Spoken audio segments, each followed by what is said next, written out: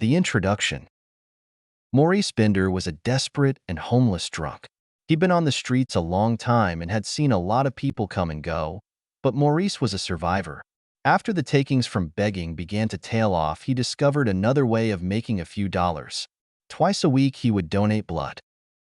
Selling his blood was not entirely without its drawbacks: dizziness, fatigue, even nausea. But the rewards were higher than begging and a lot less demeaning to the soul. He looked back fondly to the day he struck up a conversation with the Salvation Army officer at the homeless shelter. It was he who had introduced him to the doctor who ran the urban blood bank outreach program. He'd taken his blood, given him $20 and his card, and told him to tell all his friends. He even offered him a commission for every new donor he found. He couldn't believe his luck. These days, he was never short of money for booze. So when the new kid asked him how to make a few extra bucks, Maurice took him under his wing. "So why you on the street, kid? Surely you got someplace else to be?" The cold, windy streets were near deserted as a light snow dusted the pavements and clung to the frosty shop windows. "No, sir. No place for me but on the street. My old man been beating on me since I can remember. My mom too, as long as she's been married to him. She won't leave, but I couldn't take any more. Better to freeze to death out here than be beat to death back there," the kid said, blowing onto his hands and thrusting them into the pockets of his thin, shabby coat. "That's rough, kid. But you got no family to take you in? Aunts? Uncles?" "No, sir. Not out this way. My mom has some folks in Baltimore, but I never seen him. Wouldn't know where to start, and my pop's folks are all dead." "So, you were saying there was a way to make a few bucks. It ain't nothing bad, is it?" "No way. Do I look like I can handle danger at my age? Gimme a break, kid." "No, this is strictly legit." "So what is it?" "You give blood." "Blood?" "Yeah, to the blood bank. They take some of your blood, and they give it to sick people in the hospital." "Does it hurt?" "Hardly at all. Bit of a scratch when the needle goes in, but it's over before you know it." "I don't know. I mean, I never liked needles, mister. I screamed the place down when the doc gave me my shots as a kid." "They pay $20 a pop." $20? Straight up? Okay, I'm in. Geez, $20. Charlie shivered in his thin coat. He couldn't wait to get out of the cold. The mobile blood donation center was a small porta-cabin, and the regulars were already there. Joe, Hubert, and Chuck were sat on a bench. By the counter stood two young nurses. The old men liked the company of the young flirtatious girls. The nurses looked up from their paperwork as Maurice and Charlie entered. "Another new donor, Maurice? That's 3 this month. You are a little trooper, aren't you?" the brunette nurse said as she greeted Charlie and his sponsor. "We'll be with you in a second. Just take a seat," she added. "Good luck, kid. See you back at the shelter." Maurice waved as he stepped back out into the chilly morning air. Charlie sat down on a plastic chair, relieved to be out of the cold. After a minute, the young blonde-haired nurse came over and took Charlie to a desk and explained that, being a new donor, he would be paid $20 for his first donation. She looked very young, nearly as young as Charlie himself, not what he expected at all. She was very slim with definite yet delicate-looking features. Her uniform clung to her feminine curves. Her name badge read Elena. She was the kind of nurse fantasies were made of. "You need to fill out this form," she said softly as she handed him the paperwork.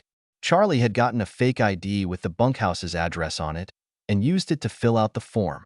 She then produced a small device. Charlie's eyes widened. "Don't worry. It just gives a little click and takes a tiny drop of blood from your fingertip. This allows us to check your hemoglobin levels to ensure that giving blood won't make you anemic." Charlie winced as she clicked the device, and he felt a stab of pain in his fingertip. She held his finger up to the light, and a drip of crimson blood formed. She paused for a second, before wiping a small strip of plastic across the finger and smearing it with Charlie's blood. "All done," she said.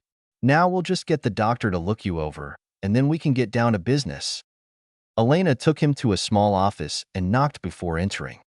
"New donor, doctor," she said, shepherding Charlie inside. "Dr. Ceausescu," he said, introducing himself as he shook Charlie's hand. The hand was cold as stone. Please take a seat. The doctor had a strange accent. Charlie struggled to place it as he took his seat. It sounded like Russian or East European. He was tall, thin, with gray hair and pale skin. His eyes were a dull light green and sunken with dark shadows under them, the product of too many late-night calls, so the doctor said. Maurice told Charlie the doctor had been running the blood bank as a volunteer for some years now. "How is your health, young man?" the doctor inquired. He looked intently at Charlie, sizing him up before asking him to lift his arms and stick out his tongue. Satisfied, he motioned to Charlie to rest his arms. "Have you eaten anything today?" the doctor asked him. Yes, Charlie lied. He had eaten nothing since the day before. He hadn't been able to hold anything down after downing half a bottle of wild turkey last night with Maurice and a group of drunks. He had eaten some breath mints while filling out the paperwork to keep his mind off his empty stomach. "This being your first time in, you'll be given saline. But from now on, try to eat something sweet before you come in," the doctor said as he led Charlie back to the waiting room. Charlie found a seat in the small room. He was naturally apprehensive about giving blood. Most of the donors seemed to be nursing colds, coughing noisily at intervals. Charlie sat nervously chewing his nails as the TV played loudly. It was tuned to a talk show, the guests screaming and fighting with each other on stage, egged on by an eager crowd. The show was titled Daddy, I Ain't Your Baby. The people sitting around Charlie were absorbed in the show, commenting and laughing, at times becoming nearly as excited as the people on TV. These local junkies and juiceheads had obviously had their fixes this morning. It was a sight that reminded Charlie of rehab clinics and men's groups, or even the food stamp office. Other people went outside to smoke while they waited to be called. The door constantly opened and shut, creating an annoying draft. After a few minutes, the tall brunette nurse appeared with a clipboard and called Charlie's name. As he got to his feet, he saw the smiles and nods of approval from his fellow donors. "Break him in gentle, Misha," said an old black man with a laugh. The nurse was very young and pretty with full lips and heavy eyeshadow. She led Charlie to a back room which contained 4 beds and the blood collection apparatus. Every bed was occupied with someone hooked up to a machine. "First time?" the pretty nurse asked him. She had her hair pulled neatly back and wore a white medical coat. She took Charlie's chart from him and looked it over. "Who referred you?" "Maurice Bender." "Oh, I know Maurice. He's a regular." "Yeah, he told me. It's a nice place here. Warm." "Yeah, it's not so bad." "Okay, well, I'll make sure you get stuck right. You just sit back and let me take care of it." Charlie was put at ease by the motherly tone. It reminded him of his own mother when she would tend his bruises after another of his father's drunken rages. But her hands felt cool to him as she took his arm and prepared a swab. "You have good veins," she said, after swabbing the spot in the crook of his arm with alcohol. There was something about the way she looked at him he just couldn't place. Misha prepared to hook Charlie up to a machine with digital meter and buttons. Charlie was as nervous as most people when getting stuck for the first time. He hadn't even gotten allergy shots in his teens. He had to admit this was a much bigger needle than he expected, but it wasn't as painful as it looked like being, and after taping the needle to his arm, Misha gave him a rubber ball to squeeze in his hand. "That'll help you flow faster," she said, her big eyes almost hypnotic. Charlie began to feel lightheaded as she went off to attend to someone else, but at intervals she would look over at him. Charlie imagined she must be what angels look like in heaven. Charlie relaxed, thinking how pleased he was he had found the plasma center. It was much easier work than handing out flyers, and it was definitely preferable to hanging around the men's room. He hadn't sunk to that level yet, and hoped he never would. He could quite happily make his way down to the blood center and spend his time with Misha a couple of times a week. Maurice had explained it all. He would walk out of this place with $20 in about half an hour's time, and all he'd had to do was give a little blood. No sweat. He saw himself going right over to the coffee shop just down the street. A large macchiato in the warm cafe would provide the recommended sugar for his plasma-drained blood. And then he'd get a cheeseburger and fries. He couldn't remember the last time he'd had a cheeseburger. There was no TV in the back room, but Misha hummed as she worked, her slim hips swaying seductively as she walked. earning her appreciative comments from the red-eyed drunks and bums who were her charges for the time being. "Misha, when you gonna let me take you out, girl?" one old toothless guy, in the bed across from Charlie, asked. He had a bald head and a weathered-looking face. His sweatshirt had the Boston Celtic logo on it, but it looked like he'd fished it out of a dumpster. "Sorry, Ben, but you know the rules. I can't date the patients," she replied, with a little smile. "Misha, you've been teasing me too long. I see the way you look at me. Don't fight it." Misha let out a little laugh, and some of the other guys around chuckled and nodded their heads. "Where you gonna take me then? I'm no cheap date." "Anywhere you want, baby," he smiled toothlessly. "Misha, you never mind him," a black man in his middle years said. "Sucker ain't gonna have no money 5 minutes after he get out of here. You know that." "Hey," the bald-headed man said. "I can treat a lady when I need to. You know where to come if you want that good time now." "I'm right here, baby," said Ben. "You guys are too much," said Misha. "I'm taking my break." "I know you'll miss me, girl," said Ben. Misha laughed and left the room, leaving Charlie a last lingering glance as she was replaced by Elena, who busied herself checking charts and meters. Charlie kept pumping the ball and watching the digital readout. The volume number kept going up, with stops every so often, and it happened that Charlie's blood, thin from lack of food, was flowing easily. When the machine finally shut itself off, Elena smiled and pulled the needle out of him. She wrote something on his plasma bottle and something on his chart, and then moved on to someone else. Charlie followed another man and took his bottle to a counter out front. As he walked to the office, Charlie began to feel a little lightheaded. He put it down to the fact that it was his first time donating. He just needed to get some sugar in him. Misha stood behind the counter, checked his chart, had Charlie initial it, and paid him his $20 with an intense smile. Charlie returned it. He really liked Misha. Money in his pocket, he took 2 steps and then leaned against a wall. Misha's eyes never left him. He felt giddy.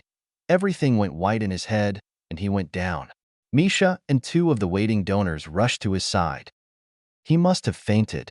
"Can you take him to the doctor's office, please?" Misha requested seductively, and the deadbeats complied. He barely weighed more than an infant. Then he was in the doctor's office, and Misha told the 2 men to put Charlie on the examining table. A few moments later, the doctor returned. "What is this?" he inquired of Misha, who stood over the unconscious boy, stroking his hair. "He just collapsed." "Did you give him saline?" the doctor asked. "No, I went on my break. Elena was supposed to do it." Misha was still observing the boy. "I didn't know he was a first-timer," Misha lied. "That's what that chart is for," the doctor said. Luckily, he went down inside. By now, Maurice had arrived back to the homeless shelter. Charlie was nowhere to be seen, and nobody could say they'd seen him return from the blood bank. He was worried for the boy. With a sense of urgency, he headed out on the streets to look for him, taking in the obvious places, outside the electrical stores, the cafes. He was nowhere. Reluctantly, Maurice returned to the blood bank.